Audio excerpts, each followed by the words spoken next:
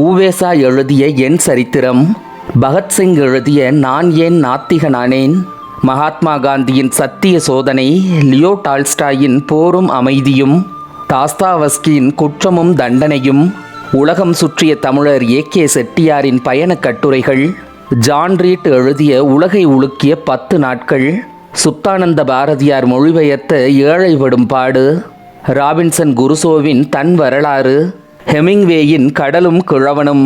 பட்டியலோடு புத்தகங்களையும் அப்பா கொடுத்தபின் இவன் முதலில் ராபின்சன் குருசோவை பிரித்தான்.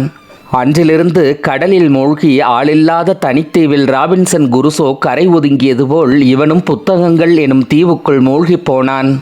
இன்று வரை குறைந்தபட்சம் 4 மணி நேரமாவது படிக்காமல் இவனுக்கு தூக்கம் வருவது இல்லை.